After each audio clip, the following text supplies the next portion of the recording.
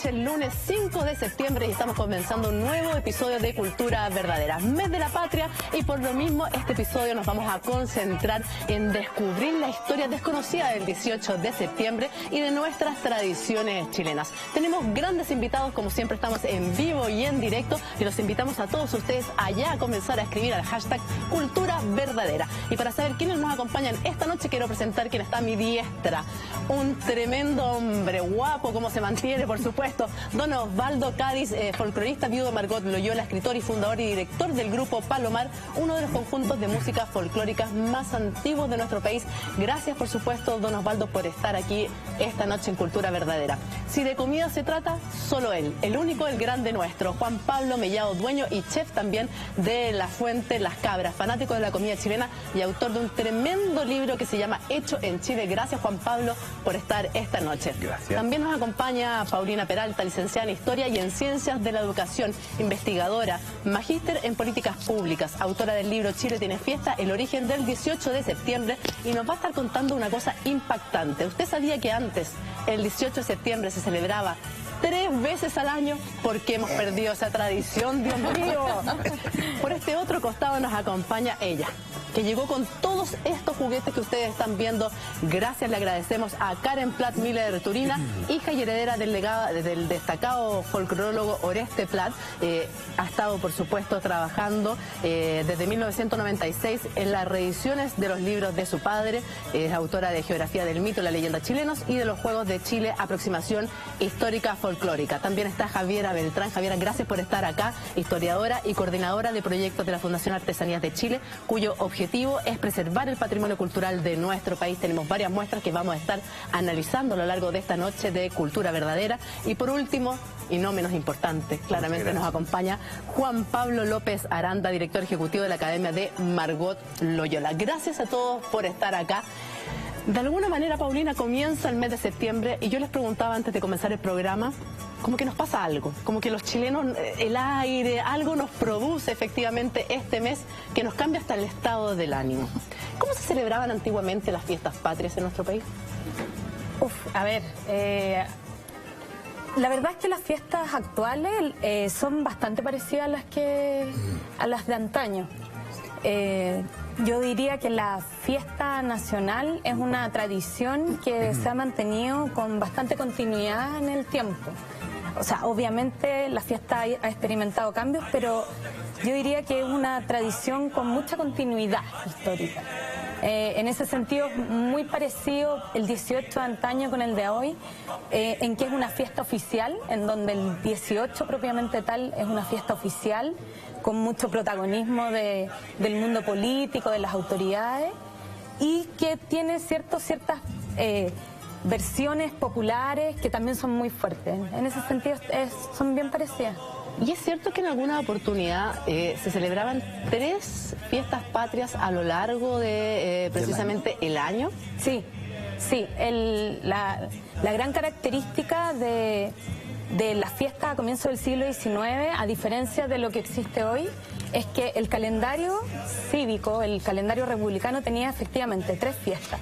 La primera era el 18 de septiembre, que la seguimos celebrando hasta el día de hoy, y las otras son 2 episodios, se conmemoran 2 episodios de la gesta independentista. Uno es el 12 de febrero y otro es el 5 de abril. Que es la verdadera independencia, el 12 de febrero. Sí, el 12 de febrero justamente tiene una doble connotación. Es, por un lado, la conmemoración de la proclamación de la independencia, y también celebra una cosa más militar, que es la victoria que se obtuvo, que obtuvieron las tropas independentistas en Chacabuco. Entonces tiene como un doble carácter. ¿Y por qué perdimos esa tremenda tradición de haber celebrado 3 veces al año, por ejemplo, nuestras fiestas patrias? Don Osvaldo, ¿cómo se vería usted ahí? Bueno, para Margot y para mí, nosotros todos los meses del año eran 18. Porque pasábamos siempre bailando cueca y viviendo siempre la chilenidad distinta, en las distintas expresiones a lo largo y ancho del país.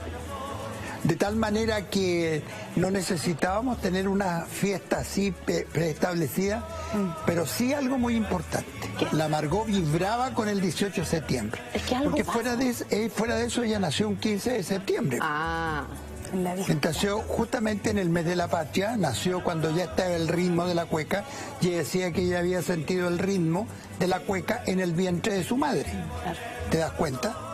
Por lo tanto, algo ocurre, no solamente a mí, a todo Chile algo le ocurre. Yo vengo recién llegando del norte, anduve en San Pedro de Atacama y en Calama, y me tocó el traspaso de un mes al otro, pero fue impresionante. Terminó agosto, que todos aplaudimos porque habíamos pasado agosto primero, por supuesto. pero llegó el primero y estaba Calama lleno de banderas chilenas, de ritmo en todos los locales, escuchando música chilena. Entonces hay algo que inmediatamente nos empieza a unir a todos. Como que nos cambia el espíritu, y para muchos De es todas nuestra maneras. fiesta favorita de todo el año. O sea, como que ansiamos el 18 de Y la septiembre. esperamos con ansia. Es verdad. Y en ese sentido, Paulina, ¿por qué de 3 fiestas se decidió elegir y dejar solo el 18 de septiembre y no las otras? ¿Habían razones políticas, económicas? Sí, a ver, el tema sí, principalmente es económico, porque mantener 3 fiestas al año es bastante difícil. Sobre todo empezó, yo diría que a incomodar mucho al poder político. Tener que organizar, porque además en esa época eran los municipios, los ayuntamientos los que organizaban las fiestas. Entonces, 3 fiestas al año comienza a incomodar, yo diría, al poder político, y comienza un proceso de selección. Primero, el primero en desaparecer fue el 5 de abril, duró poquitos años, de 1819 a 1824, y después quedaron estas 2 fiestas, el 12 de febrero y el 18 de septiembre, y finalmente, bueno, la decisión se tomó en 1837, durante el gobierno del presidente Prieto. En realidad está Portales detrás de eso también, y básicamente hay una razón económica, como te decía, por el tema de la productividad sobre todo.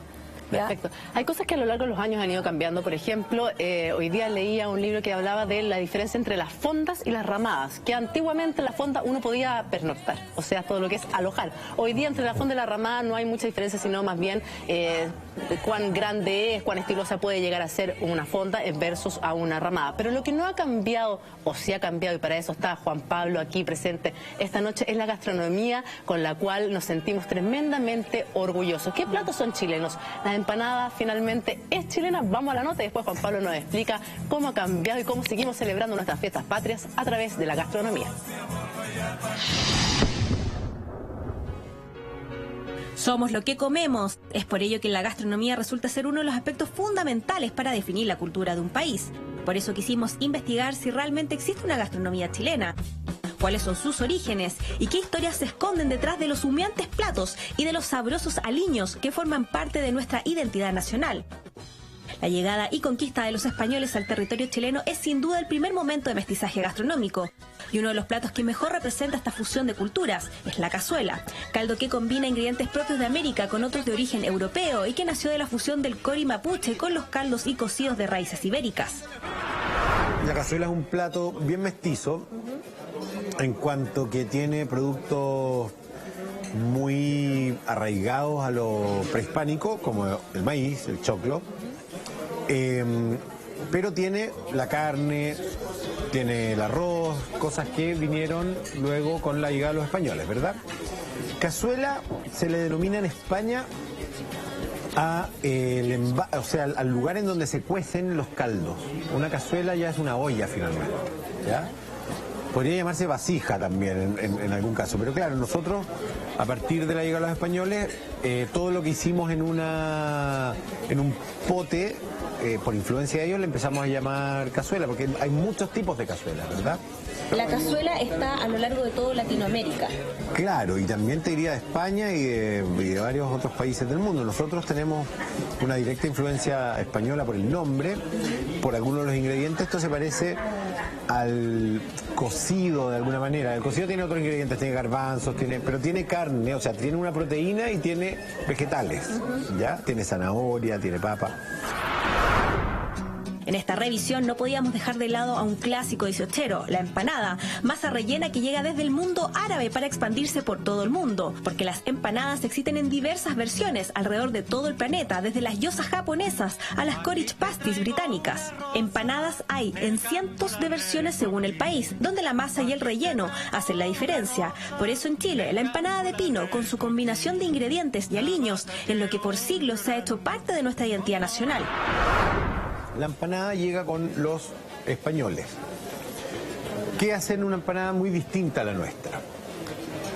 La empanada gallega, también le llaman empanada a ellos, ¿bien? Pero la empanada gallega se hace en una placa grande de horno, ¿ya?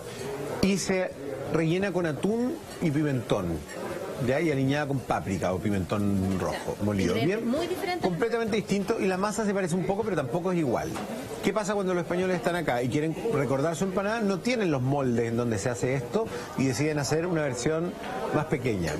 Tampoco tenían atún. ¿Con qué contaban? Con algunas carnes rojas, que también eran escasas. Probablemente primero se hicieron con lo que fuera, la proteína que fuera.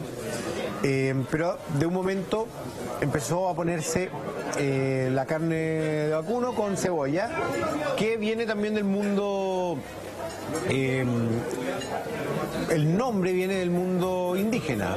Pino o pinu quiere decir picadillo, ¿te fijáis? Entonces la empanada, que tiene un nombre y un origen español, se transforma completamente acá, se le pone otro relleno con un nombre mapuche o mapungún, es mapungún, y se transforma en una cosa que tiene otra identidad nueva, por lo tanto chilena. Entonces, si tú me preguntas, ¿la empanada, esta empanada en particular chilena? Por supuesto que sí.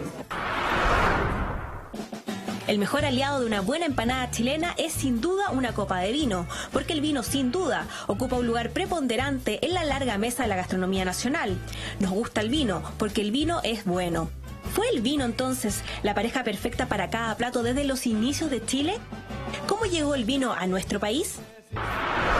El vino llega con la conquista de los españoles y en su cultura era imprescindible, especialmente para la liturgia religiosa. Y no solo eso, o sea, el vino formaba cada vez menos parte de la mesa diaria, igual que el pan. En casa de nuestros abuelos, pues en España, Italia, Francia, no se ponía a la mesa, no se servía a la mesa y no estaba el pan y el vino primero.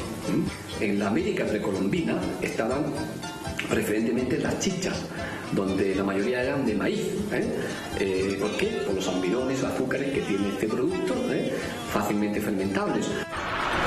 El vino habrá llegado con la conquista española, pero está claro que con los años las vides traídas a esta tierra dieron vida a la cepa país, que es tan nuestra y propia como cualquier otro plato de la cocina tradicional chilena. Se sospecha que por la lógica proviene de las Islas Canarias, pero hubo muchos viajes en esa época y quizás algunas llegan de Andalucía o de cualquier otro lugar de la península ibérica. Chile antiguamente estaba prácticamente casi todo plantado de uva país, algunas moscateles, específicamente las del norte de Chile, donde ahí tenemos un vino también patrimonial, que es el pajarete, que se produce en la zona de Atacama. Vino, cazuela o empanada, todos son símbolos de nuestra cultura y del mestizaje de la cocina de los pueblos originarios con la cocina de la cultura española, una fusión que dio comienzo a las raíces chilenas, símbolos del nacimiento de un país y de la cultura criolla, cuyas historias queremos descubrir hoy en el capítulo 18 de Cultura Verdadera. Pregunta que nos hacemos todos, ¿es el mestizaje clave para poder entender la gastronomía de nuestro país? Yo creo que sí es clave para entender la gastronomía de cualquier país. Todas las cocinas del mundo son dinámicas y no son puras, ¿ya? Hay países que yo creo que tienen la impresión de ser más puros porque tienen una historia más larga, sencillamente. Francia, Italia, España, Japón, China, no sé.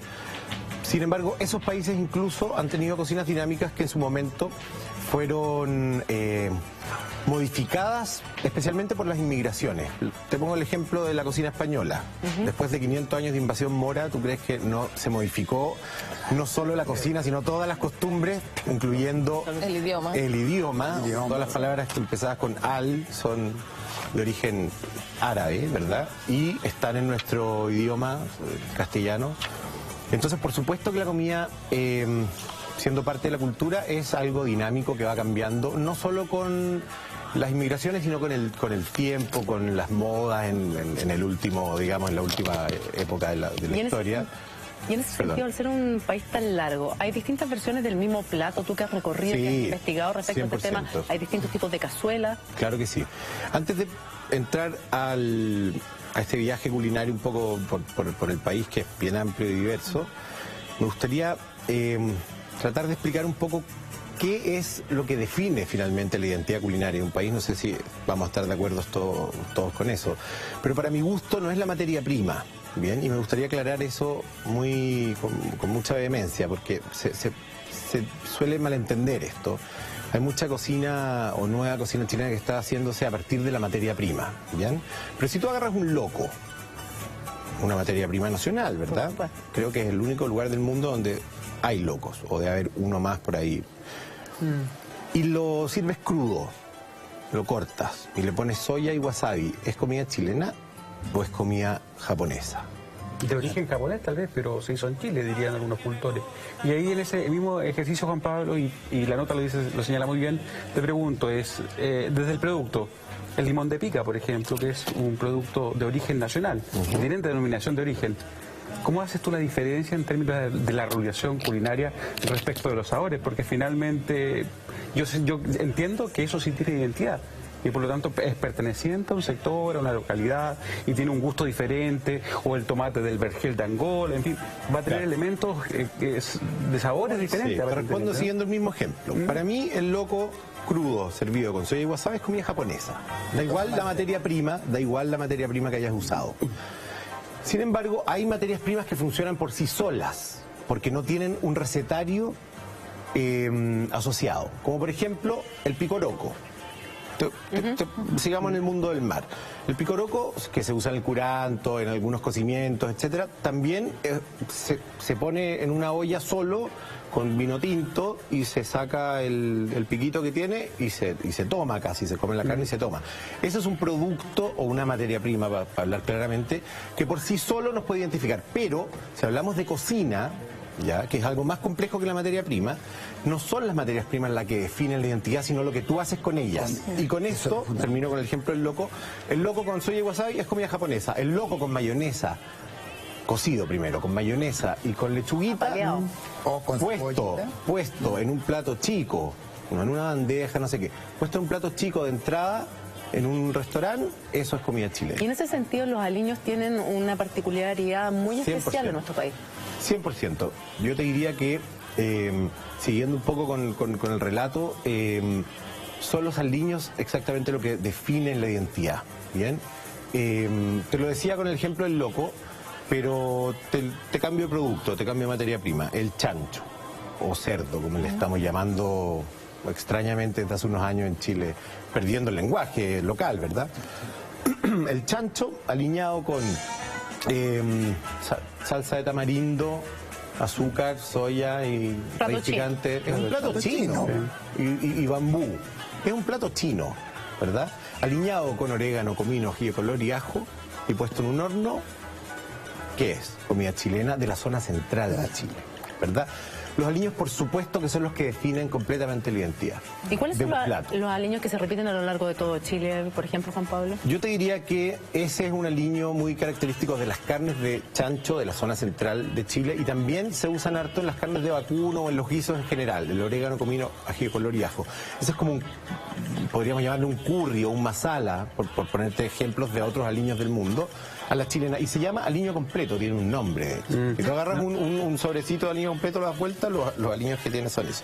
Sin embargo, tú no vas a aliñar con orégano, comino y ají de color un pescado crudo, ¿verdad? Claro. ¿Qué le vas a poner a un pescado crudo? Cebolla, cilantro, limón y ají verde. ¿cierto? Entonces esa otra serie de... Claro, es una serie de aliños distintos que se usa para otra. Sin embargo, si te vas al sur, empieza a haber otra característica, que son los ahumados, por ejemplo. El merquén o el mismo producto, materia prima hecha con longaniza ahumada o lo que sea. El costillar ahumado. El costillar ahumado, por supuesto. Y las preparaciones van tomando otros sabores, otros aliños. En el norte está el mundo andino, que con sus locotos, no rocotos, porque en Chile se dice, y es súper importante el lenguaje, creo yo, con la cebolla morada, con el orégano de socoroma. Te fijas, empiezan a haber otros. Entonces, aliños hay muchos para distintas cosas, pero lo que sí está claro es que son los que definen, en definitiva, si ese plato es de un lugar o de otro. Osvaldo, tú en tus viajes por Chile, que han sido muchísimos, ¿estás de acuerdo con lo que plantea Juan Pablo en cuanto a la cocina, nuestra gastronomía? Totalmente, pero hay algo más de todo lo que ha dicho Juan Pablo. ¿Qué? La mano de la persona que cocina, que logra mezclar esos elementos. Porque yo he comprobado que en una misma comunidad, una cazuela o una patasca, ya en San Pedro de Atacama, hecha por una persona, es diferente hecha por otra familia. ¿Patasca es lo mismo que cazuela? No, ¿Qué es la otro plato. Otro plato. Otro plato. Y en los vinos se te quedó algo muy importante. ¿Qué? El vino Pintatani de Cotpa, que es un vino único en Chile. Es delicioso, es exquisito ese vino. Y es ¿Cuál poco es la historia conocido. de ese vino que es poco conocido? Ese vino está en unas viñas que están ahí en el Valle de Cotpa, donde se hace un gran ceremonial cuando viene la cosecha y cuando se estruja el vino en los lagares, que se hace una danza que tiene antecedentes de nuestros afrodescendientes chilenos, que se llama pisa pisa. Y luego eso se guarda, se embotella y es un vino delicioso. ¿Un vino más dulce? Sí, es un poco más dulce. La próxima vez que yo ande por allá te voy a traer una botellita. Me parece, pues los voy a estar esperando. Le voy a cobrar la palabra a don Osvaldo precisamente respecto a este vino. Paulina, estábamos hablando precisamente de las diferencias. ¿Estás de acuerdo también con lo que hemos planteado aquí? Sí, la verdad es que tampoco mi tema no es tan... No, pero ponte tú en el caso de las fondas y las ramadas. La diferencia entre las fondas y las ramadas, en cómo ha ido girando un poco esto a lo largo de los años. ¿Ha cambiado realmente o seguimos con lo mismo? A ver, volviendo a la definición que diste al comienzo, yo creo que efectivamente la palabra es ramada. La fonda era un lugar para pernoctar. Hoy en día la estamos ocupando como sinónimos, pero en el pasado era como... A mí se me asemeja más como a un hostal, una cosa así. Como un espacio de justamente para dormir y qué sé yo, cosa que no tiene la ramada... ni la chingana, que esas sí son sinónimos. Esas sí son, para mí son más sinónimos. Ramada y chingana, que no la ocupamos mucho. La chingana, claro. Sí, la chingana es como finalmente la forma de sociabilidad y la ramada es su versión más transitoria, más efímera, que se construye. ¿Y por qué se perdió un poco eso de la idea de la fonda como se conocía antes, don Osvaldo? Porque todas estas expresiones son dinámicas, entonces se van acomodando a los tiempos. Por ejemplo, yo hoy día conversaba y me contaban que en Chiloé prácticamente ahora se están haciendo todos estos encuentros en los gimnasios de los colegios. ¿Te fijas? Y le colocan afuera el letrero ramada, a veces lo dividen en dos partes, dos ramadas. Cuando antes el nombre viene justamente que se organizaba con ramas. Y era algo transitorio. Las fondas eran mucho más permanentes. Y las chinganas, que son más antiguas, también eran permanentes, donde tú podías llegar con tus animales cuando venías de un largo viaje, ahí podías descansar, podías comer, habían juegos tradicionales, hay muchos, y a la vez de los juegos también había cantoras, y se bailaba mucho ahí la chingana. La chingana. Sí, pues. ¿Y tiene que ver también con que los trabajadores se iban mudando de ciudad en ciudad? No tanto, fíjate, porque por ejemplo en San Fernando, de donde vengo yo, según las crónicas, había más de 40 chinganas. Puede ser que hacia San José de los Lingues hubo esclavos negros. Y en Roma, una localidad que todavía está, hay muchas expresiones de los afrodescendientes de ese lugar. Entonces, dicen que esas cantoras, que eran mulatas o algunas definitivamente negras, cantaban muy bien. Y ellas eran las que regentaban esta chingana. Claro. Y en ese sentido, en cuanto a la gastronomía, lo que se servía en aquellas fondas, en las chinganas, en las ramadas, a lo que se sirve hoy día, Juan Pablo. La verdad es que no tengo una respuesta muy clara para eso porque no he investigado lo que se comía anteriormente. Yo creo que alguien que se dedica a la historia lo puede contestar mejor, pero yo tengo la impresión de que la empanada estaba presente desde el Pequén y la empanada estaba presente. El Pequén se perdió un poco, por lo menos en el centro del país, ¿o no? Claro, lo que pasa es que el Pequén es la empanada primigenia, la empanada que se hacía solo con este pino de cebolla, esta cebolla picadita. Las carnes de vacuno posteriormente se agregaron. Sí, pero no está, o sea, hay pocos lugares donde se sirve todavía. Bueno, tendría que ver con la funcionalidad de las épocas, porque hablaba el profesor de que había muchas ramadas en la zona de San Fernando, pero en la década de los 40, probablemente 1840 y en adelante, decae el proceso del trigo que se exporta a Estados Unidos, ¿verdad? Y se tienen que ir a las carboníferas, a las mineras, y de ahí se trasladan también y van tomando elementos territoriales, a mi juicio, las comidas, la gastronomía y los efectos que ahí se producen en las ramadas, los cobillos o en las casas de remolienda también. ¿Por qué no? Porque también era un efecto colateral que tenía a mi juicio estas festividades, sí, que focalizado socialmente, digamos, estaba. Mira, en general los relatos son bastante generales, al menos los del siglo XIX son bastante generales, pero se hace mención de de la chicha, obviamente, del consumo de alcohol. Es muy importante, y en temas de gastronomía se habla de fritanguerías, sí, pero tampoco se menciona, se habla mucho de... ¿Se habla solo de la chicha o también habían otros bebestibles? Vino de repente. Aguardiente en general, sí. El chacolí. El aguardiente llamaba chacolí, ¿no? Chacolí, que es de origen vasco finalmente, pero que aquí tomó una importancia. La fiesta en el Parque Cousiño, el tiempo de Prieto, y tenemos muchos cuadros de Rugienda, de Israel Roa, con el palo encebado, enjabonado, como le quieras llamar, porque tiene muchos nombres, que no es un juego nuestro, por supuesto, viene de Italia, de Nápoles, que era de comida, porque todo lo cambiamos.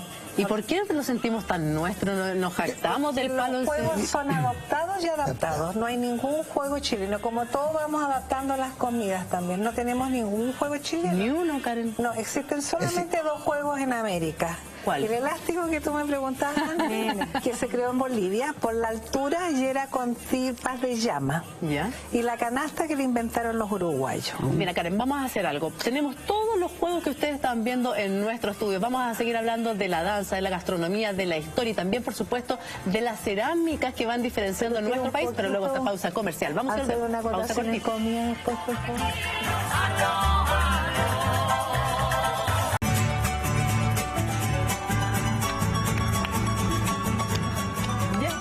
En Cultura Verdadera estamos descubriendo el lado desconocido de nuestro 18 de septiembre y por supuesto de sus tradiciones. Vamos a hablar de los juegos, pero Karen antes quiere aportar algo en relación a nuestra gastronomía. Sí, no, que quiero contarles que en estos días va a salir un libro que se llama Viaje al Sabor de Carlos Reyes Medel, que un poco su recorrido por Chile, y tiene 180 páginas. Y de paso quiero mostrarles este libro que tiene el tercer premio en China de los Gourmet Awards, y se va a hacer, en todo caso, ¿por qué lo muestro? Porque lo pueden bajar en Memoria Chilena, que tiene muchos libros, y lo pueden leer completo. Entonces, así como para amenizar un poco el brindis al seco, beber hasta la última gota el vaso dejado seco, hasta donde se limó el herrero, hasta el borde, hasta el final. Existen unos cachos con borde de plata muy bien trabajados, es decir, hasta donde se terminó la lima, hasta el contre. Y voy a leer nuevas frases para no, hasta el dedo chico, hasta la cachita, hasta los pepinillos, hasta verte Cristo mío. Vaquita chá. Y después, no, si son muchos, pantalón blanco. Salud, me dijiste ñato, salucita. Sí. Y algunos tipos de cura. Cura alegre, cura cargosa, cura cumplida, cura de proeza, cura disparatera, cura dormida, cura fina. Bueno, aquí salen todos los dichos, todas las cosas que vale la pena. Excelente, Karen. Pero tú esto del loro coirón, que es un francés, pero que está más chileno que nosotros. Oiga, yo quería aportarle también a Juan Pablo con respecto a la gastronomía de nuestro país. ¿Qué le quería comentar? Que en comercial estaban ahí. No, era un poco de esto, hablando de otro libro.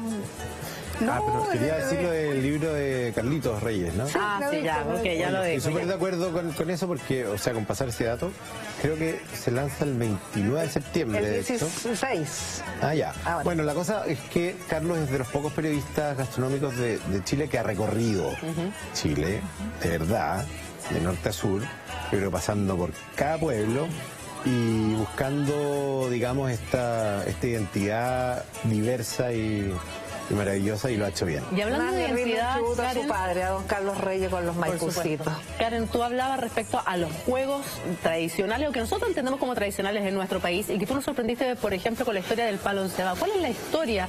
¿Por qué viene de Italia y cómo llega a nuestro país? Bueno,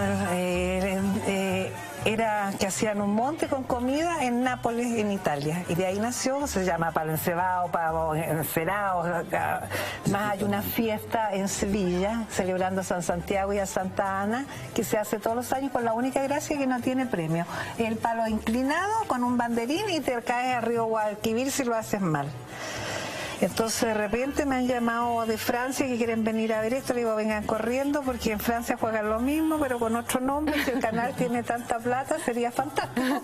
Como por ejemplo ahí tenemos el juego de la rana. La rana que tenemos acá en la mesa. Claro, el sapo, el griego, lo que tú quieras, porque curiosamente se inventó en Grecia y en la Mesopotamia, y era que los nobles y los reyes a una rana viva le tiraban una moneda de oro.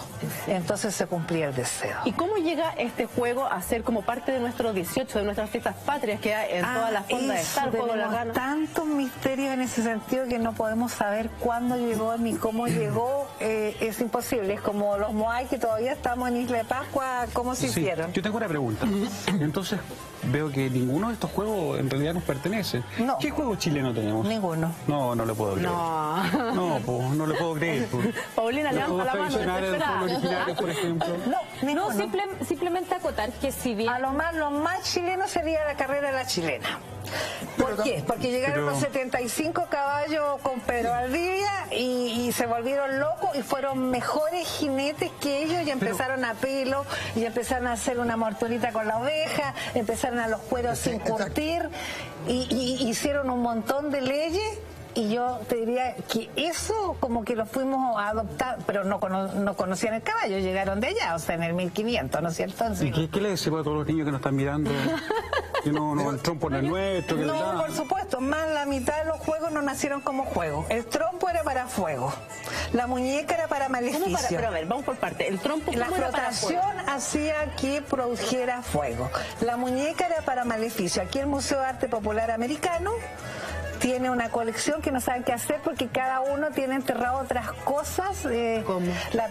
En el cuerpo, que en el no se puede cuerpo. decir. Tú mismo, si a lo mejor alguien...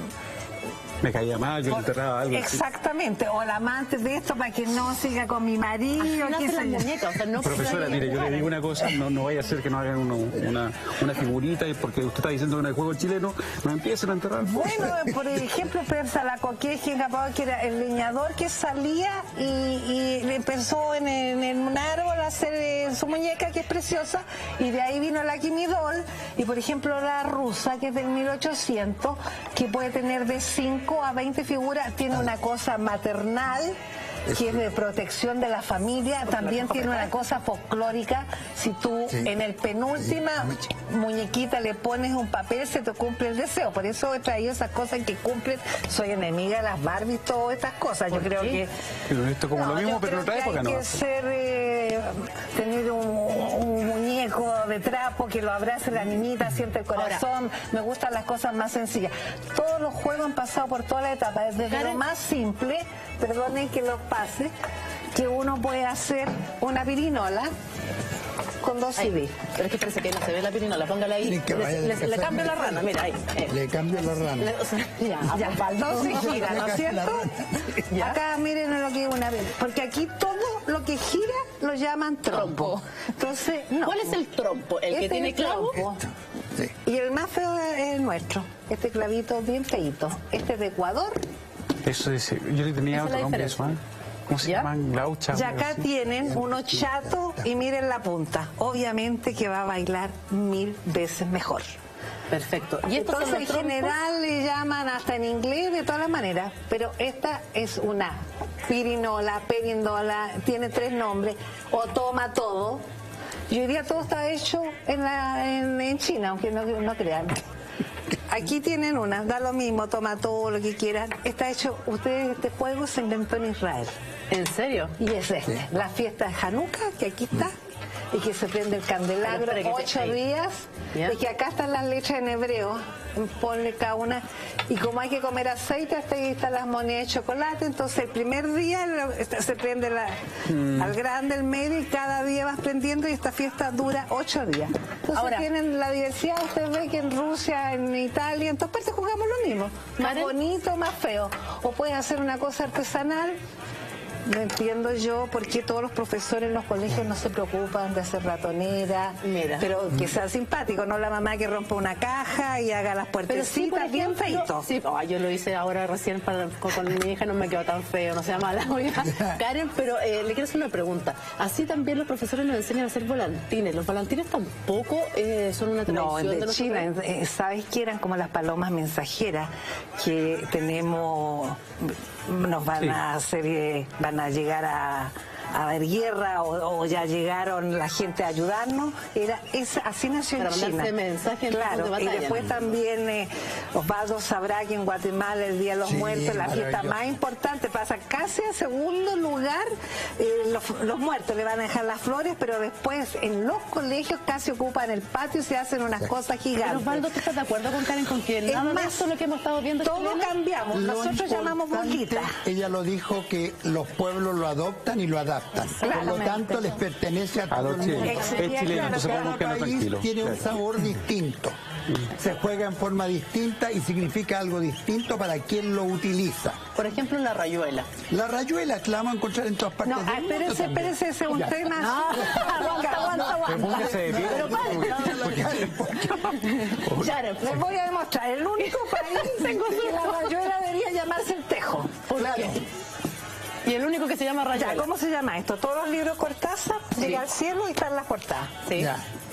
Esto, rayuela. Es que no tiene el juego que nosotros llamamos luche. ¿El luche? El luche es el único país del mundo que se llama luche. ¿En Chile? Sí, porque el tejo que tirábamos era un alga de luche. En el comienzo. Es interesante, pues. Por eso. Pero es la mirada antropológica. Con suerte, todos los profesores, todas las mamás, abuelitos conocen un modelo. Aquí sería el avión y el caracol. Ahí tienen uno, la escalera. Ahí tienen el caracol. Sí.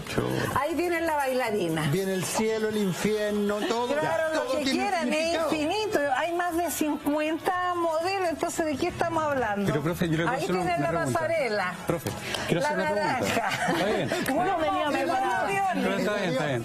Déjeme hacer una pregunta. Es que tengo una inquietud. O sea, por está bien. favor, preocúpense. Oiga, tengo una inquietud. Porque usted está hablando de la etimología de los juegos. Y el profesor acaba de decir que si lo adoptan, por lo tanto es nuestro, ¿verdad? Bueno, Sí, pues. estamos, pero lo jugamos en el mundo entero, o sea, no Pero lo está bien, creamos pues. nosotros. Pero ¿qué sabor le ponemos Aquí mismo nosotros? tienen el libro Eugenio Pereira, que también lo pueden leer en la memoria chilena. Mira, Karen, ¿qué sabor tenemos nosotros, Osvaldo, respecto Ahí a tienen estos otro juegos? modelo del Importante que famoso el niño luche. se siente identificado con esos juegos. ¿Cuáles Y son los luches que jugó practica, usted? Y los Eso practican. fue, claro. una niña no Por ejemplo, jugó. estábamos recién hablando, el volantín. ¿Cuándo nosotros nos hemos encobrado un volantín y le hemos puesto un mensaje, un papelito que lo vamos subiendo? ¿Qué significa eso? En Guatemala es para comunicarse con todos los ancestros. Exacto. Un mensaje ¿Te fijas? hacia el Claro, cielo. hacia el cielo. Y tenemos distintos tipos de volantines. Está el volantín chupete, está la ñecla, está la cambucha, está el pavo. ¿Podemos ir diferenciando cada uno? Son por el tamaño y a veces antiguamente en mi tierra en Colchagua los pavos los hacían de género. Teníamos estos avioncitos que lo hacíamos los cuadernos. También, pues, y la cambucha que hay que correr para que se pueda elevar. Que esa que es como Hermana, circular. nosotros le cambiamos Claro. los nombres. Uno de los pocos países se llama volantín cometa. Sí. Las bolitas se llaman canicas. Somos los reyes para tener palabras diferentes Eso en es lo general. bueno, eso es lo Pero son bueno. buenos. Es como Bueno, la abramos comida, la Pablo. discusión porque yo no estoy Pero si así de acuerdo es la con, vida, con po. que las cosas no son... a ver, usted está hablando de juegos en particular, pero yo lo voy a poner desde el punto de vista de la cocina. Por supuesto que ninguno de los platos que se comen en ninguna parte del mundo son producidos, inventados y puramente de ese país. ¿ya? Bueno, pero tú Estamos hablando de las cocinas dinámicas. De dónde vienen las cosas, de dónde vino la papa, de dónde vino... Pero la reina de Inglaterra no come choclo. Pero ese ejemplo habla justamente de cómo... Cuando casi se murió, la comía los chanchos cuando le dio Valdés. Ese ejemplo justamente habla de cómo las materias primas en este caso no definen ninguna identidad. Si la cocina francesa, perdón, la cocina italiana y la española se definen por la papa y el tomate, que son productos latinoamericanos, ¿verdad? Si nos ponemos a buscar las cosas por la materia prima en la cocina, nunca vamos a llegar a ninguna raíz porque nada es de nadie finalmente. Es como se usa.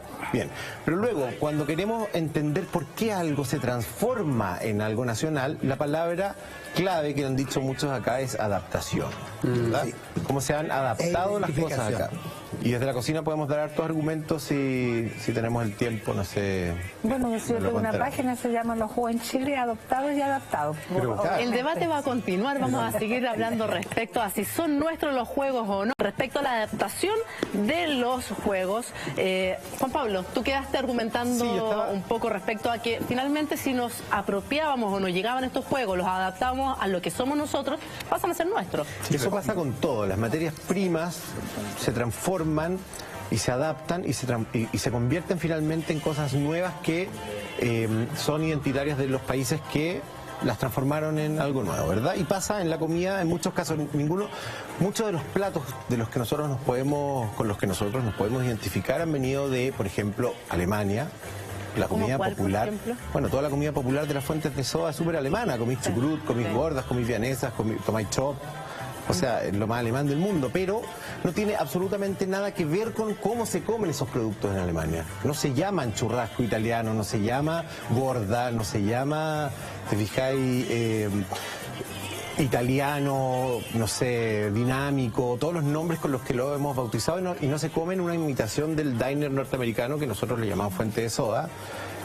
Y esta cosa nueva que se forma a partir de ahí se transforma en algo nuevo que es profundamente nacional. Entonces es la adaptación de lo que haya venido de China o de Israel o de lo que sea, lo importante. Y te lo voy a decir con un ejemplo que siempre lo digo cuando voy a hacer alguna charla o alguna clase a los alumnos de cocina para que se entienda muy bien cuál es la relación con la identidad de las cosas que son comunes, ¿verdad?, a otros territorios, a otros países. Yo creo que se parece mucho al lenguaje esto finalmente. Claro. Y esto parte de la siguiente manera. Yo les voy a hacer una pregunta. ¿Qué dicen ustedes cuando se aprietan un dedo? ¿Se puede decir? No. Diablos, diantres. Ya, no se dice ni recorcholis, ni caray, ni diablo, se dice chucha, se dice cresta, se dice mierda, por se la dice misma concha de algo, ¿verdad? Bueno, ¿qué dice un español cuando se aprieta un dedo? Hostia. Dice hostia, dice joder, dice coño, ¿verdad? Y un venezolano o un colombiano va a decirlo distinto, un argentino, etcétera, etcétera. Pero la materia prima de esto es querer decir: au, me apreté un dedo, me duele. Bien, y eso está en otra materia prima que es el lenguaje, el castellano. Pero el castellano tiene distintos aliños en distintos lugares, está adaptado a distintos lugares. Por lo tanto, existe un, entre comillas, lenguaje local chileno que no es, en definitiva, un castellano más. ¿Te fijáis? Tal como existe un argentino, peruano, lo que sea. Lo mismo pasa con los juegos, por lo tanto, esos juegos no hay que preguntarse demasiado dónde son, siempre y cuando se usen, haya generaciones que ya lo hayan. Por ejemplo, nosotros hablamos mucho con animales. Entonces no nos quedamos sin historia. Aquí, por ejemplo, está el run run. Entonces Grecia, la escultura, todas las botamos a la basura y no existió el pasado. No, sí existió, lo que pasa es que no está acá. O sea que si nosotros hacemos un libro en Chile, seríamos que inventamos los libros que venían de afuera, ni hacíamos libros, ¿no? Yo creo que no es el concepto maestro. Lo que pasa es que se adopta y se adapta, ¿verdad? La adaptación es la palabra, claro. Como tú eres tan chileno, ¿cómo se llama este juego? Cai-cai. Cai-cai en la isla de Pascua. Cai-cai. Pero yo desafío a que 1000 personas me digan cómo se llama esto. ¿Cómo se llama este? Acá en Chile le llamamos cunita. Ya, es el único que sabe esta verdad. Ya. Pero se juega en todas partes del mundo. Pero muéstralo, ¿cómo se juega? Acá en Estados Unidos hay 8 temas, 8 tomos, sin repetirse una sola figura, todas diferentes. Entonces, ¿qué hacen allá? Sí. Pero, profe, una pregunta. Y lo de Isla de Pascua es muy interesante porque nadie sabe, el Caicay es muy importante porque ellos cuentan la historia de su pueblo. Con los recitados del Patautá, las primeras semanas de febrero está y tampoco la gente lo conoce. ¿Y usted cree que un niño va a leer todo esto? Sí, bueno, pero sí que puede leer todo esto, ¿no? Y jugar. Esto está hecho en Francia. Esto está hecho en Francia y tú crees que un niño no puede leer y ver los pasos cuando se hace. Ya. Y vienen 18 láminas. La pincel que... La discusión está Por enardecida. ejemplo, a nosotros como chilenos nos gusta hablar en diminutivo. Sí. Pase un ratito, tómese un tecito, quieren un cafecito, etcétera. Nos gusta hablar con animales. Oye, gallo, no seáis pate vaca. Lo estoy pasando chancho. Sí. Lorea, gallo, la cabra pa' caballa. Pégatelo al cachofazo. Pégatelo al cachofazo. El po, por ejemplo. No entendemos ni pío de repente. Es decir, nos gusta, esa es la forma de nosotros de hablar y nosotros nos entendemos al tiro. Ese es un lenguaje fundamental. particular. Sí. Entonces, claro, porque según la teoría... Y vienen de España, si nosotros sabemos que nuestro idioma viene de allá, pero nosotros... Pero cómo se usa es lo importante. Eso es lo fundamental. Lo que no Eso es está en lo discusión de que sí, efectivamente es nuestro, Paulina, es el 18. Y hay mucha gente que no sabe que, como lo hablábamos en el inicio de este programa, habían 3 fechas en donde se celebraban las fiestas patrias y específicamente por qué termina siendo el 18 de septiembre las fiestas patrias y se eliminan las otras 2. Bueno, el 18 básicamente es la fiesta que le da más años a la nación también. O sea, hay que partir de eso. Es una fiesta que justamente tiene mucho arraigo, muchos más años que la otra. También hay, desde una postura más política, se dice que las fiestas del 12 de febrero y la del 5 de abril están muy vinculadas a un personaje que era Bernardo O'Higgins, y justamente el gobierno que viene después, que fue el que tomó la decisión de quedarse con el 18 y eliminar la fiesta del 12. De desmarcarse. Desmarcarse, justamente. O sea, O'Higgins era la figura política opositora de este gobierno conservador, de todo del gobierno autoritario que se instaló a partir de la década del 30. Entonces, por un lado eso, son muchos los factores en general. Ahora, en términos prácticos, el 12 de febrero también coincidía con una fecha en que muchas personas se iban al campo por el tema de las cosechas, entonces dejan la ciudad, se van hacia sus respectivas haciendas y eso hacía que no hubiese gente para organizarlo. O sea, hay una mezcla entre económico y político. Entre económico, político. El 12 de febrero además tiene una connotación también, tiene esta cosa también más militar. El 18 de septiembre tiene una cosa más bien civil. Ahí se van dando como distintas motivaciones y finalmente fue una decisión que nos influye hasta el día de hoy.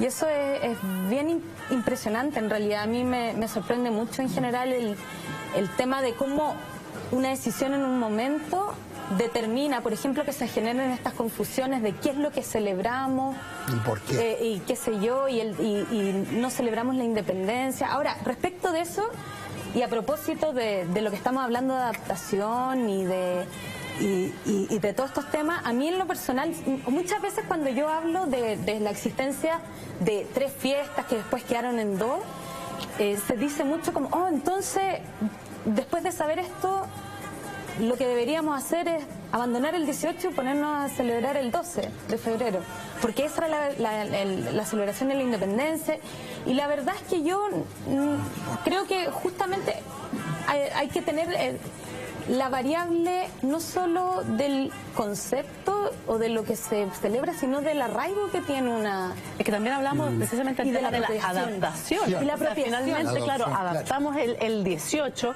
como si hubiese sido la independencia cuando fue la primera Junta de Gobierno y como que juntamos todas las fiestas en una, que se concentran este 18 de septiembre, ¿o no, Val? Exactamente, y fuera de eso hay otra razón más que es bien importante, lo climático. La primavera. La primavera. Es como la celebración de la bienvenida. Que está viniendo toda la fuerza, toda la nueva energía, etcétera. Muy buen punto. ¿Y tú que has podido recorrer a lo largo de todo Chile y has vivido el 18 en distintas regiones?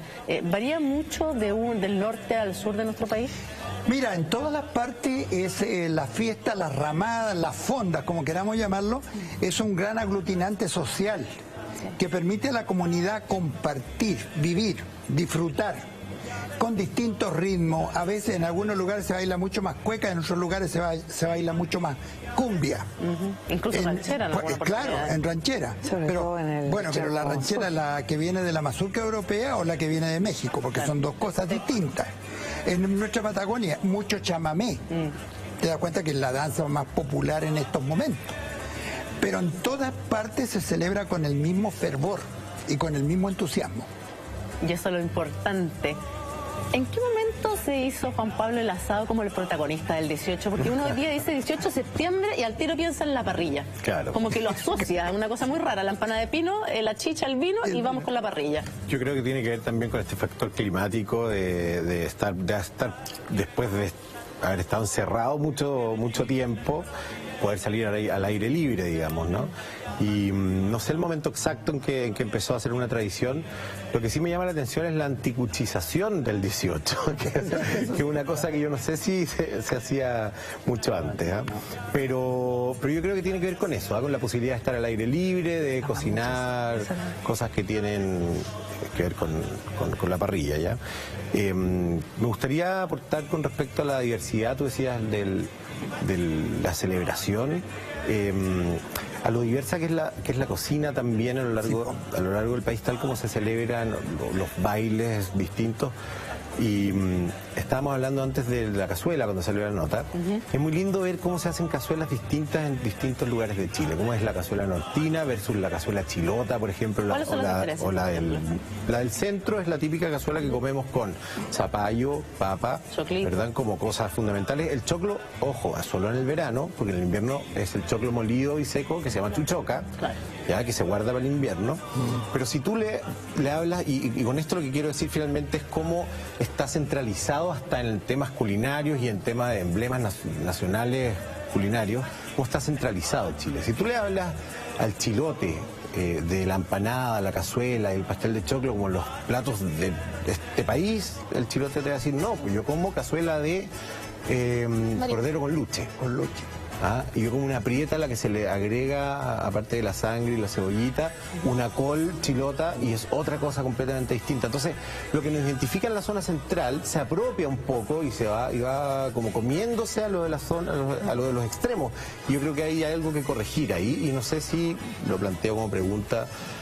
También en la fiesta puede estar pasando eso, ¿no? Yo creo que es interesante preguntarnos cómo es la fiesta del 18 en distintos lugares, aparte de los bailes y eso. ¿Qué se comerá? ¿Qué se...? ¿Pasa eso, Juan Pablo? No, yo siento que no. Este es un proceso en donde todo está incluido. Nosotros denominamos cultura tradicional identitaria los procesos transversales que hay en una comunidad, que son propios usos y costumbres, diría. Eso habla de juego, eso habla de comida, eso habla de lenguaje, eso habla de formas, de vestimentas. Claro. Entonces, no tendría que ver con estigmatizar o parametrizar un modelo o un molde. Tendría que ver cómo yo siento como individuo que habita un territorio cualquiera, una festividad que es parte de mi personalidad como individuo de chilenidad y me hace sentir perteneciente a un territorio. De manera tal de que esta división o esta confluencia de que esto es de acá, esto no es de acá, en verdad no tendría mucho sentido. Quizás lo que tiene más sentido es que conforme vayan pasando los tiempos o conforme vayan pasando las actividades, nos sintamos más pertenecientes y empecemos a honrar más las cosas que no son propias, que son propias de nuestra identidad. ¿De dónde hayan venido, maestro? Da lo mismo. De la comida donde haya salido y el nombre que usted quiera ponerle, o de la historia que diga lo que diga, digamos, o en el caso suyo de la artesanía. Lo importante es que con ese elemento, como decía el profesor Cay, yo me siento territorialmente identificado. Me identifico, mío y mi comunidad. Por ejemplo, en ciertas partes de la Patagonia, que ahora para el 18 se sirven muchas empanadas, pero tú llegas y pides, por favor, deme una docena de abre las piernas. ¿Cómo eso? Porque son las empanadas fritas. entonces tiene mucho jugo y tú para poderla comer tienes que abrir las piernas, porque si no te manchas. Claro. ¿Te fijas? Entonces, si tú pides empanada, no te dan mira, pues, deme una docena de horas en las piernas, perfecto. ¿En dónde era eso? En la Patagonia. Me encantó. Vas a tener que ir, Juan Pablo, a comerte una docena de horas de las piernas. Claro. Y así también hay cosas distintas a lo largo de todo nuestro país, Paulina. Sí. Osvaldo, ¿me puedes Oye, pero es explicar? interesante, perdón, pero replanteando el tema de la descentralización, sería interesante saber cómo diablos se celebran estas fiestas en Chiloé, pero no creo que sean tan parecidas a la zona central. Y ponía el ejemplo de la comida porque en la nota, cuando fuimos a hacer la nota, y esto lo quiero decir abiertamente, me llevaron a un lugar que seleccionaron en la producción a comer empanada, cazuela y arrollado, como si fueran los grandes emblemas de la cocina, y lo son, pero en la zona central de Chile. Es que puede ser que todavía... La patasca sería en el norte, el curanto sería en el sur, la carapulca. Claro. La producción saldría muy cara, Entonces, ¿no? ¿cómo? Yo creo que ahí también tiene una responsabilidad los medios de empezar a descentralizar un poco. Yo creo que a nuestra- ponerle ojo a esa diversidad que tiene Chile y tener en este panel a un chilote contando cómo se, cómo se celebran Es las una cosas. buena tarea, Juan Pablo, que nos queda para adelante. Ahora, el tema Hay que nacionalista, echar dos lamentablemente, y hay que decirlo, es una cosa muy homogeneizante y de alguna manera van a prevalecer ciertos discursos que en este caso son centralistas. O Sí. sea, Claro. Se trata de crear nación. Exacto, está asociado el tema de que dónde se impone una tradición y que justamente no deja mucho espacio para la diversidad. Yo soy del sur, puedo dar y en el sur pasa algo que de lo que hablaba Osvaldo. En el sur todavía no llega del todo la primavera. Mira. Entonces, de hecho, si tú vas a Chiloé y una fiesta donde se demuestra esta cosa de las tradiciones culinarias, de los juegos, en el verano, en la fiesta costumbrista. Porque es la época donde ¿Cómo se celebra en esta época el 18 de septiembre, Javier? es igual de entretenido. Es igual. No, si no me cae la menor duda. Pero bajo techo, tiene otro ritmo, otras temporalidades. Otra comida. Otra comida. O sea, igual ahora con esto de que Chile está tan conectado, cuando yo era chica, Osorno estaba lejos, pero ahora ya no. Entonces encontráis pastel de choclo en todas partes. Sí, lógico. Cosa que es extrañísimo comer pastel de choclo en invierno. Claro. Claro. Entonces, pero se baila, o sea, es una zona muy guasa, entonces las tradiciones, la música, los bailes, la comida está igual y se celebra pero bajo techo, porque no está esta primavera, esta cosa de la ramada, de estar afuera, de las pasado, ¿tú cachai? Todo el rato, en el sur es 18 todo el año. Yo quisiera hacer una reflexión, y volviendo a lo que decía Juan Pablo, efectivamente los paradigmas se presentan. Y aquí, cuando se habla de cultura tradicional o de folclore, pareciera ser lo mismo. Y precisamente son los medios de comunicación los que hacen que una cosa pase u otra. Pero hay que hacer la diferencia, porque la diversidad es tan rica en términos territoriales que nos quedan muchos elementos. Afortunadamente, según la maestra Margot Loyola, existe un Chile oculto, ¿verdad? Que uno puede disfrutar en la intimidad y mantenerla permanentemente. Pero los medios se han encargado de homogenizar los elementos que nos identifican como chilenos. Y los símbolos, desde la bandera hasta la cueca, por ejemplo. ¿Son los medios, Paulina, o son precisamente los inicios de la República? ¿En qué sentido? Que se haya dedicado de alguna manera a homogeneizar y mostrar como de alguna manera un discurso centralista, de que todo nace y se crea a partir de la zona central. Sí, o sea, efectivamente el cambio de colonia a república conllevó una creación, ¿cierto?, de una comunidad y lo ideal, lo que buscaban ese grupo dirigente que llevó a cabo este proceso fue justamente homogeneizar. Si al final la nación, la idea es esconder un poco las diferencias y tener todos un relato común. Eso volvió a pasar también hace 17, 22. Claro, con el tema de la homogeneización y sacar esta folclorización de izquierda, había que homogeneizar, había que tratar de sacar todo lo que nos llevaba a este otro mundo político.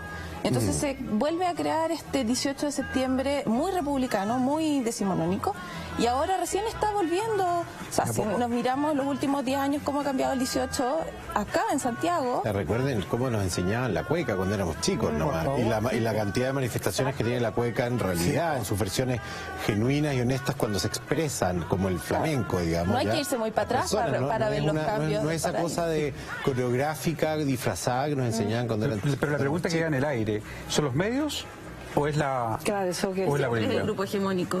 Los medios. Ya, bueno, los medios son la sociedad en su totalidad. Yo siento que... Yo insisto que el nacionalismo es homogenización. O sea, tenemos que tener... Perdón.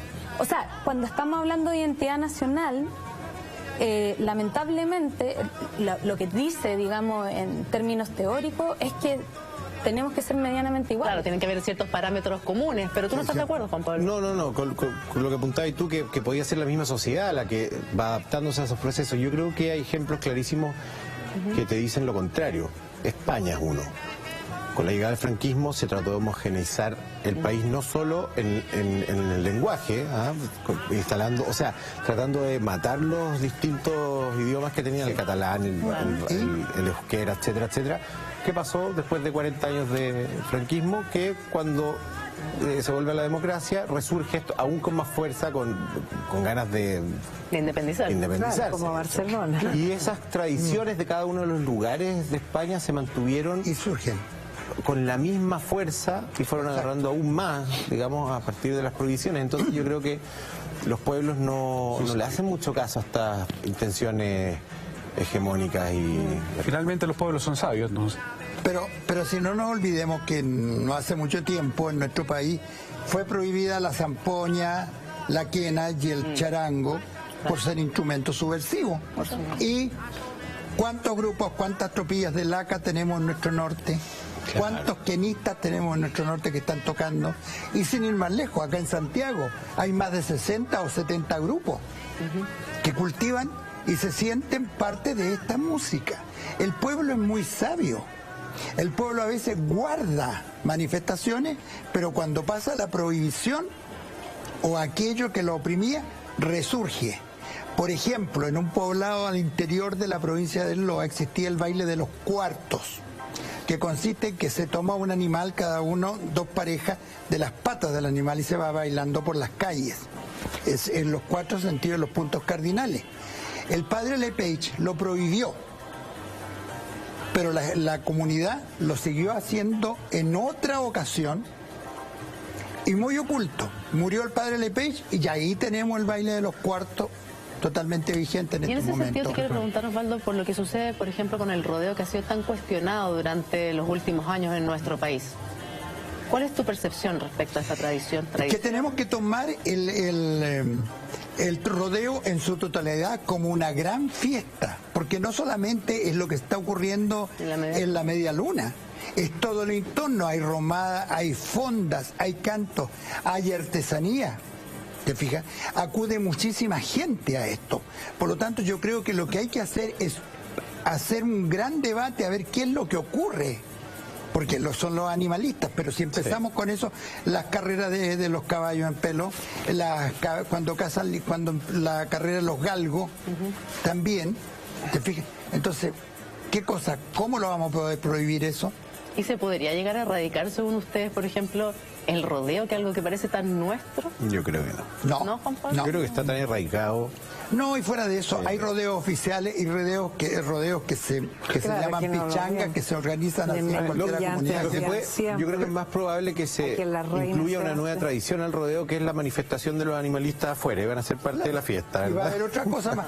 Pero si todavía hay peleas de gallo y pero están prohibidas. Están prohibidas, pero están, Los toriles existen. No vamos a decir dónde, pero está. Pero Pero en la calle... claro, después te damos la dirección. Era como Santa y Señas. Pero mira, en el caso de los rodeos, yo me contaban la historia aquí cerca de Calle Larga, de que justamente eran una actividad recreativa que finalmente después del arriado de ganado desde la cordillera hacia abajo se realizaban en forma normal, diría.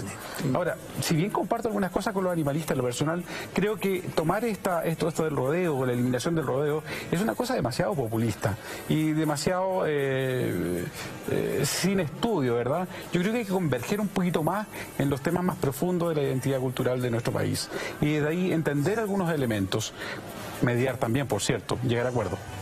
¿Y cómo nace el rodeo en nuestro país?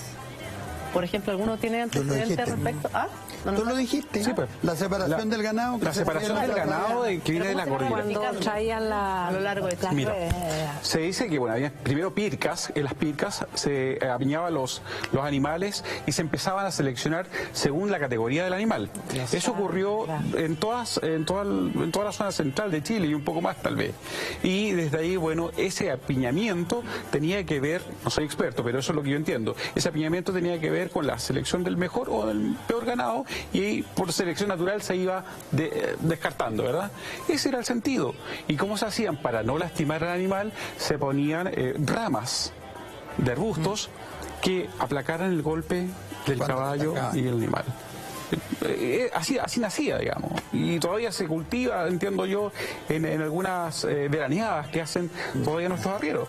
Sí. Mira, qué interesante. Bueno, otro tema. En todo caso, el tema de las tradiciones, por el hecho de ser tradiciones, creo que no es suficiente. O sea, tenemos que... Yo en lo personal no estoy de acuerdo con el rodeo, y por mucho que sea tradición, creo que si se van integrando nuevos valores, percepciones, relaciones con animales, por ejemplo, yo creo que deberíamos abrirnos. O sea, las tradiciones no son esencialistas de que están y no las podemos modificar. O sea, yo creo que efectivamente es necesario un debate respecto del rodeo. Es un buen punto, pero otra cosa que no necesita debate, sino porque la amamos definitivamente, don Osvaldo, es la cueca, los distintos tipos de cueca que hay en nuestro país. Los quiero invitar a ver una nota y luego comentamos.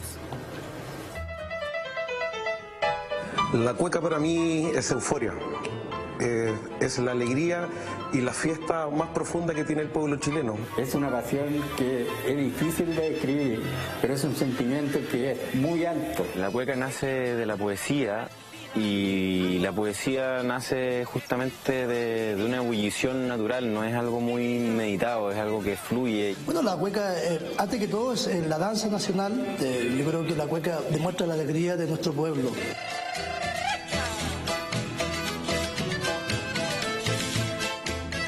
A principios del siglo XIX, la cueca era considerada como un baile erotizante, grotesco y agresivo, que emulaba el cortejo entre el gallo y la gallina, una forma de cortejo que se mantuvo con el tiempo y que a partir del 18 de septiembre de 1979 fue promulgada de manera legal como baile nacional. Un ritmo que ha ido evolucionando con el tiempo. Su coreografía, de hecho, tiene diferencias dependiendo de la época y la pertenencia geográfica de sus intérpretes.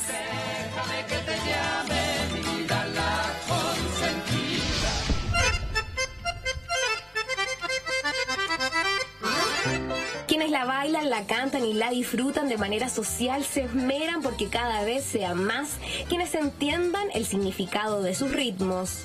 Y la cueca es un sentimiento, se baila como uno lo siente. Tiene una estructura que debemos respetar y ha tenido evolución como todas las cosas. Se baila según el paisaje, el clima. En una cueca en el norte, ¿no es cierto?, que es diferente a la cueca chilota, a la cueca centrina, que le llamamos la cueca guasa, la zona colchagua, y hoy día que es lo que es la cueca que tienen los chicos, que tomaron los chicos, que es la cueca citadina, pues le nombran la cueca chora, la cueca brava, y la cueca porteña. También Valparaíso tiene su cueca.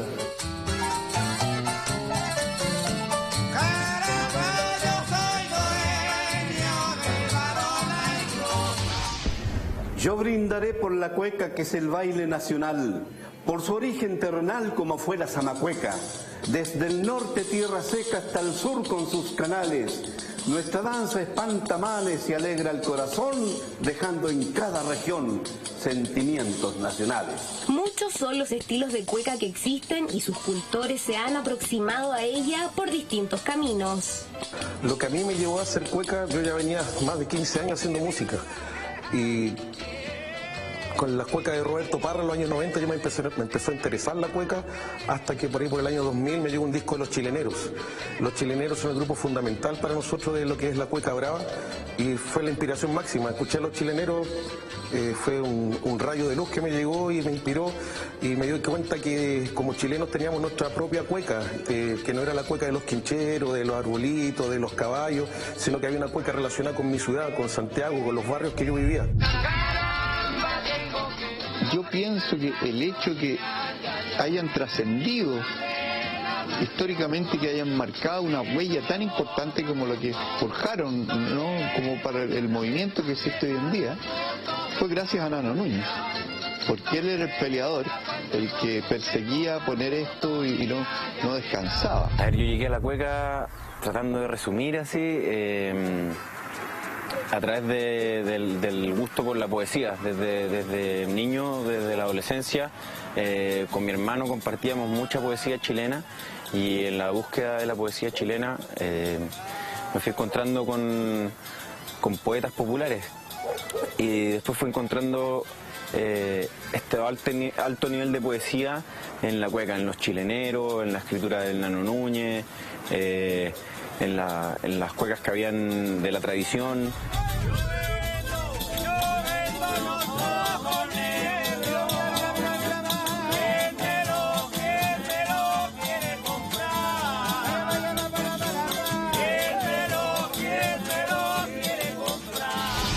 Son color de primavera, amor de mi alma, brillan tanto, me encandilan, amor de mi alma. La cueca de centro, la cueca guasa que le llaman, en general, bueno, la bailaban por la vestimenta que tenían los chillos, la bailaban la gente acaudalada en el siglo XIX aproximado. Y bueno, es un tema de conquista. Parten con una vuelta de presentación, después se van a las medias lunas, después viene un escobillado, que es donde ya empiezan a bailar más, empiezan a mostrar más de su más galantería, más coquetería, y después termina con un zapateo donde viene la parte fuerte, donde el hombre se tiene que exhibir con todo lo que es su ropaje, espuelas, manta, pañuelo. Y bueno, la mujer siempre muy coqueta, muy simpática, ella siempre haciéndose rogar para esto.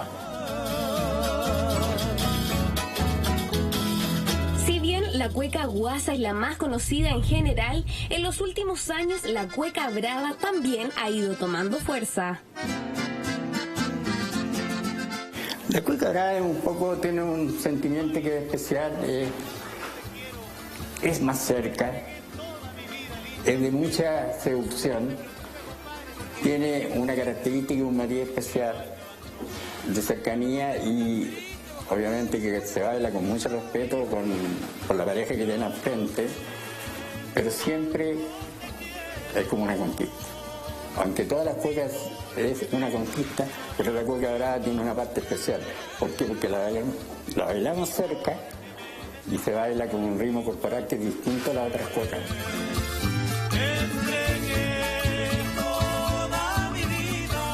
La cueca urbana o cueca brava es como la vida de la urbe, con los trajes que estamos teniendo siempre y cómo andamos vestidos, con el calzado que andamos vestidos, si andamos con jeans o andamos con otro tipo de ropa, pero lo importante es la expresión que se da la pareja en ese baile, y eso es importante. Por eso es que la música hay que sentirla y escuchar el canto, y con eso producir los movimientos.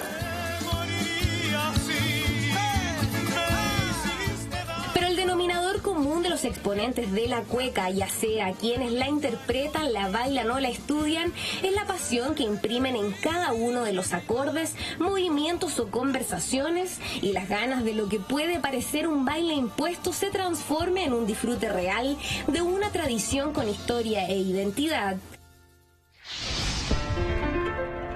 Quienes hacen la cueca son los jóvenes, los viejos también, que siguen escribiendo, que siguen cantando, grupos jóvenes que agarran las melodías del folclore o que escuchan una cueca que les gusta y por eso que la siguen cantando, se van enamorando de cada cueca. Todo lo que nos gusta la cueca y lo que estamos en este mundo que es tan exquisito, tratamos de que eso se logre, y para eso siempre tanto los grupos que cantan como la gente que hace clase la tratamos de hacer que perdure en el tiempo y que se conserve como la vivimos y como la enseñamos actualmente. Este movimiento se ha ido mimetizando con la música nacional y ya no es típico, no solamente del folclore, somos música popular. Y eso usted lo puede notar en los conciertos donde nosotros tocamos, que tocamos con distintos tipos de bandas de música, y eso enriquece la cultura nacional porque ya pasamos a ser música popular.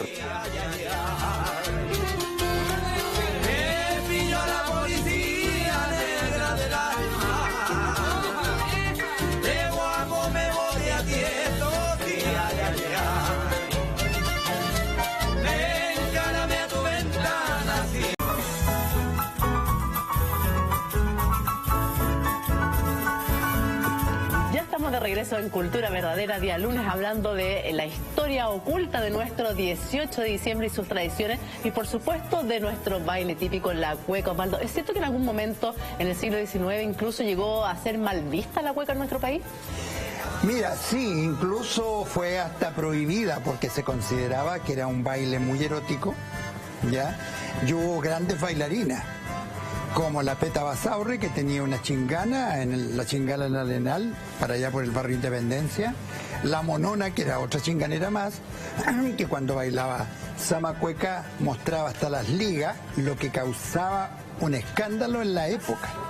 Entonces la cueca fue prohibida, pero se mantuvo, y según nuestro gran musicólogo estudioso Pablo Garrido, la estructura que tenemos ahora en la cueca ya en el año 1840 era la misma.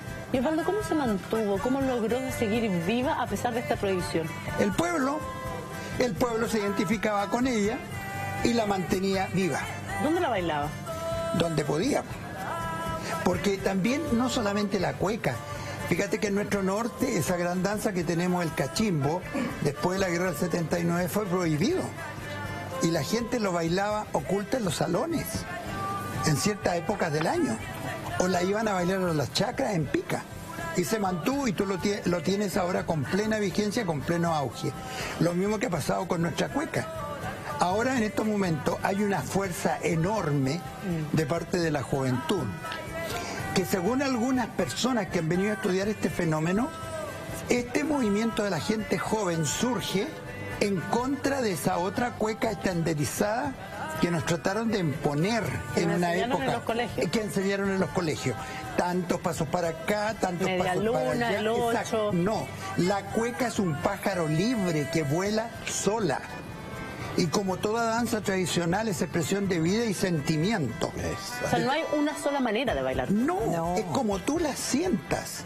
Y en el momento, la danza tradicional nace y muere en el momento en que se ejecuta.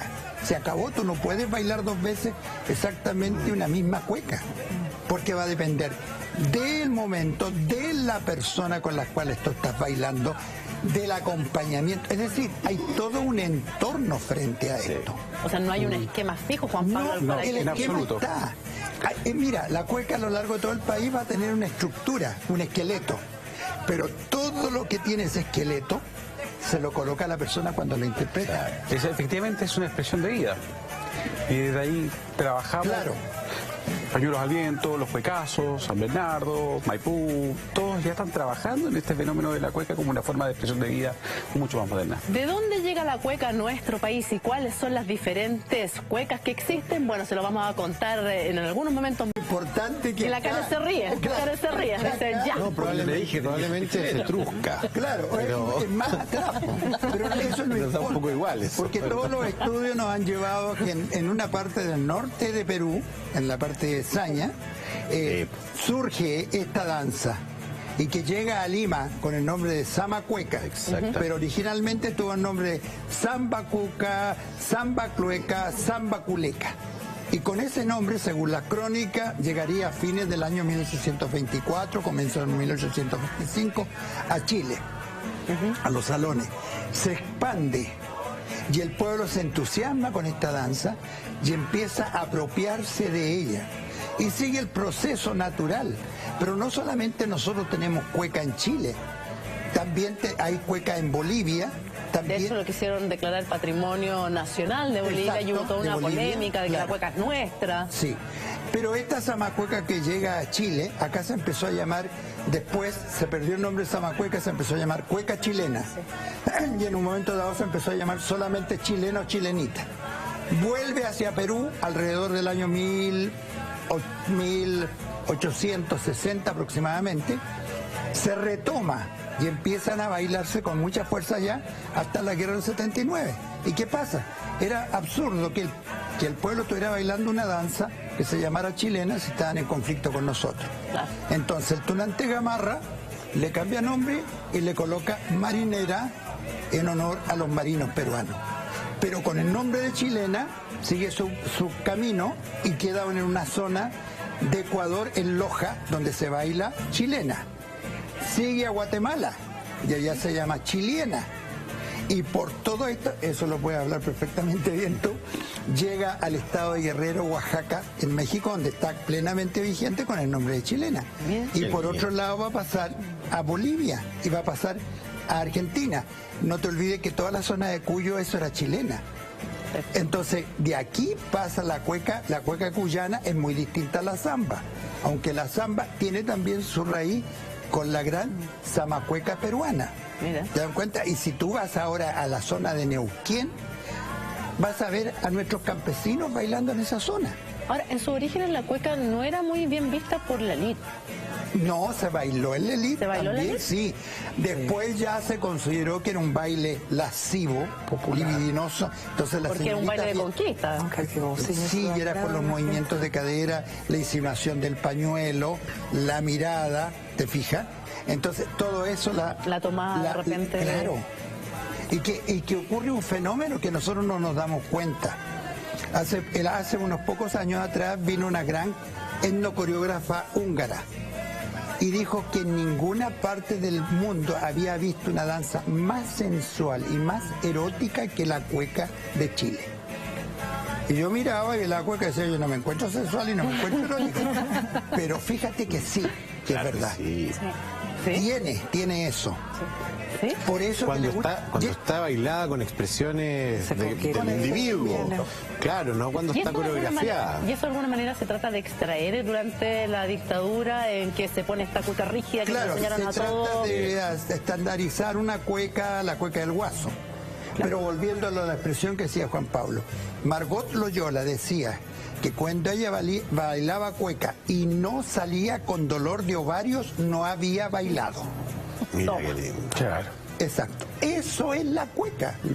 Es un desafío, porque en la cueca tú no bailas. Si yo bailo contigo un bolero, te puedo estar diciendo cosas al oído. Claro. Pero en la cueca no. Te lo digo con el movimiento del pañuelo, con la mirada, con el movimiento corporal, con la cercanía, con la lejanía. No hay un código tampoco en el pañuelo, es lo que le dicta el corazón. ¿Te das cuenta? Lo que tú me estás inspirando en este momento. O sea, no hay un uso correcto del pañuelo que muchas veces se les critica a los políticos durante este 18 cuando baila, dicen, oye, pero mira cómo bailó este político o el otro. No, es su cueca, pues. Es su propia expresión. Exacto. Además, y eso es lo importante es que la sientan. Sí, además el presidente de la Cámara de Diputados, lo debo decir, tiene el libro La cueca danza de la vida de la muerte porque yo se lo entregué. Así que yo creo que va a bailar mejor. Excelente. Ahora, si tú me preguntas por qué se llama danza de la vida y de la muerte, porque está presente en todos los actos de la vida del hombre. Ahora, ¿cómo Paulina se transforma en una tradición la cueca o tomar el primer pie de cueca o la chichancacho efectivamente de los presidentes de nuestro país? Sí, mira, quería retomar algo que ya se mencionó sobre el tema de las prohibiciones. La cueca, yo no había escuchado que fuese prohibida, pero sí, por ejemplo, durante todo el siglo XIX se combatió efectivamente la ramada, se combatían mucho las costumbres populares. Ya este afán, el grupo dirigente, en esta misma lógica de un pueblo ilustrado, homogéneo, nacionalista. Lo que quiere es inculcar ciertos valores, y los del mundo popular no son justamente esos valores. Por lo tanto... Perdona, una pregunta. ¿Y cómo se combatían? Tú decías que se combatían efectivamente. Se combate cotidianamente, vía decreto, prohibiciones, censura, regulación. O sea, por ejemplo, la clase dirigente no podía combatirla, no podía eliminar las chinganas, pero sí regularla. Estar pendiente y todo. Ir acotándola. Claro, interviniéndolas, básicamente. ¿Y qué es lo que pasa? Que es una de las cosas que más ha llamado la atención cuando uno se pone a estudiar las fiestas, es que estas costumbres que eran de alguna manera combatidas en lo cotidiano, se permitían durante las fiestas nacionales. Sí.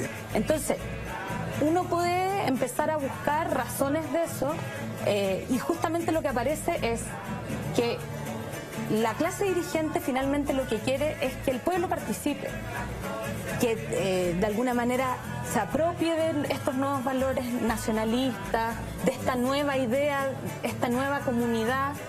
Y ellos lo que quisieron hacer en un comienzo fue una fiesta oficial, muy ilustrada, en donde, por ejemplo, el minué habría sido probablemente el baile. Claro. Pero sin embargo, el pueblo se apropió de esta fiesta, pero con sus propios cánones. Y ahí es donde la cueca entra y llega hasta nosotros como una característica distintiva. Sí. Osvaldo, ¿cuántos tipos de cueca existen en nuestro país? Hay tantas cuecas como chilenos la bailan. Listo. Claro, hay cierto estilo. No sabemos cuántos chilenos somos todavía, sí. Todavía no sabemos cuántos chilenos somos. Pero hay sí ciertas características que tú puedes observar, de acuerdo en el norte.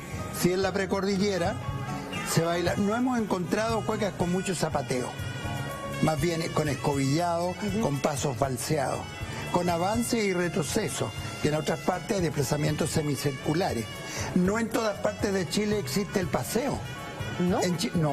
En Chiloé la pareja sale y se ubica, y en el norte se pasean de otra manera, suelto. Se pasean en este sentido y después bailan en este otro. En cambio, en la zona central nos paseamos en este sentido y en este mismo sentido vamos a bailar. Por lo tanto, tiene una gran diversidad expresiva la cueca. Tú no las puedes decir, esta es una cueca nortina, en los mismos chilotes ellos dicen que tienen 7 estilos distintos. 7 estilos distintos. Claro, de bailar la cueca. Es como la comida, probablemente, si hago un símil, tiene que ver si esto está a la altura, la actitud, la sociomotricidad, si tú quieres, va a ser diferente en términos de la expresión de la danza. Y como dice el profesor Calle, evidentemente, es como expresión de vida, va a tener un sentido diferente, desde lo ritual incluso. Comentábamos en alguna de las clases que hacemos que había una procesión en la isla de Maipo, ¿verdad? Sí. En donde una señora estaba bailando descalza a la Virgen. Frente a la imagen. Y Osvaldo precisamente se acercó a pedirle, bueno, ¿quiere que bailar conmigo? Y ella dijo, no, porque esto es una banda, yo estoy pagando una banda. Entonces hay un tema devocional también, un sentimiento de vida respecto de la danza. Y de ahí que los parámetros, una vez más, esto de parametrizar, esto de esquematizar, esto de hacer figuras de una danza, me parece que no debita ser, ¿no? Y en ese sentido, ¿hay alguna diferencia entre la cueca que bailaban los campesinos a la cueca que bailaba la elite? Exactamente que sí. Porque no se te olvide que las señoritas tenían maestro de baile, que era contratada, que le enseñaban de cómo sentarse, cómo manejar el abanico, cómo mirar, tenían el carnet de baile. Una señorita que bailara 2 bailes con un mismo joven era mal visto. ¿Te fijas? No, pues, tenían que guardar el decoro. Claro. ¿Te das cuenta? Entonces, obviamente que cuando iban a los campos, porque mi tierra Colchagua está llena de casonas de los latifundistas, donde iban a veranear estas damas, y ahí bailaban cueca o zamacueca. Entonces ellas bailaban de acuerdo a lo que le habían enseñado, de acuerdo a su comportamiento distinto de la mujer campesina, que bailaba con otras formas, un poco más desenfadada. Si bien es cierto, sintiéndola quizás más que la de la que no hubo un decreto que dijera se prohíbe el baile, la cueca, pero era algo de acuerdo que era mal visto que una señorita bien bailara esta danza. O sea, tenía un sentido... Claro, exacto. Hay Vamos una relación ahí entre la élite y lo popular. ¿Te lo va a contestar ¿Tenemos Osvaldo? tiempo? Sí, por supuesto, pero No, después de esta breve pausa perfecto. comercial. Nos vamos a una pausa comercial y Osvaldo te contesta la pregunta a Juan Pablo y además, por supuesto, Javier nos da cuenta respecto a las cerámicas de nuestro país y artesanía.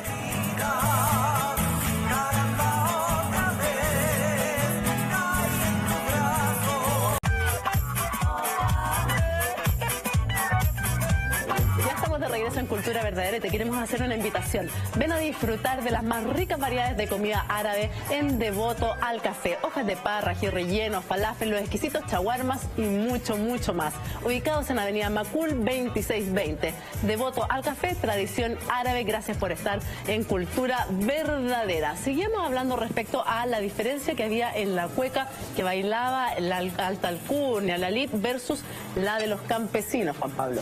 Sí, no, yo quería apuntar cuál es la relación con la comida que hay ahí, porque tú preguntabas cuáles son las diferencias. Yo veo tal vez más confluencias, porque la élite fue criada o pasaban los veranos en los campos de los papás, o se criaban con la mamá, las nanas o las personas que los criaban. La mamá, que finalmente era la otra mamá la que te criaba. Exacto, entonces la comida se nota harto que la élite, digamos una élite distinta a la élite actual, una élite de bastantes décadas atrás, yo creo, comían lengua, comían arrollado, comían cosas que tenían mucho más que ver con el campo y las tradiciones, con mucho placer por lo demás, que las clases más emergentes, digamos. Entonces me imagino yo que en la cueca pasaba algo similar, ¿no? Era igual.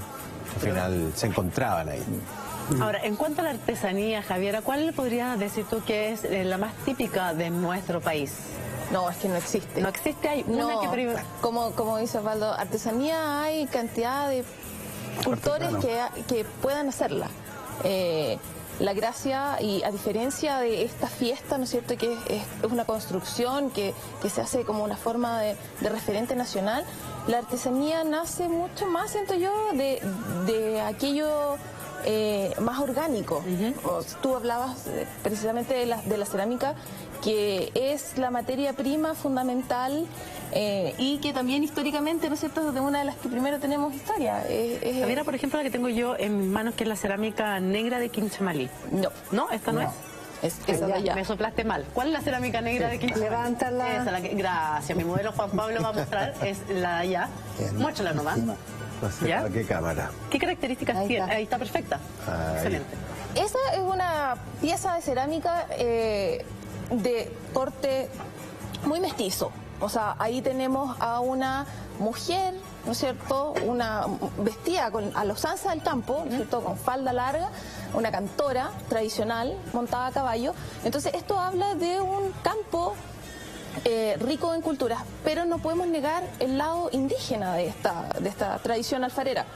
Quinchamalí y toda la zona central tienen desde tiempos inmemoriales, eran los grandes productores de alfarería para las casas de campo, para los centros urbanos. Y se van diferenciando estas distintas formas de trabajar el barro dependiendo de las zonas que hay. Tipos de barros hay millones. Chile es súper largo, tiene distintos tipos de materialidades, volcanes tenemos por todas partes. Lo que eso va dependiendo del color, por ejemplo, la diferencia. Mucho. Tenemos otras, esta es molle, esta es prehispánica. El color se lo da un óxido que hay en las tierras del desierto. Esa de allá se la da el humo. Esa es ahumada. Perfecto. Es ahumada, se cubre con paja y eso es lo que la hace que sea negra. Yo tengo una consulta respecto de eso. Yo sabía que justamente en Quinchamalí están teniendo ciertas dificultades respecto de dónde están recogiendo la materialidad. Es que el tema de la materia prima es un tema importante. Se da en todos los oficios tradicionales y es un tema que hay que ponerle atención como sociedad. Si tú pensáis dónde está Quinchamalí, es una zona de grande extracción de maderera. Eso hace que los distintos predios sean cedidos para plantar pino. El pino acidifica la tierra y mata la veta, degreda.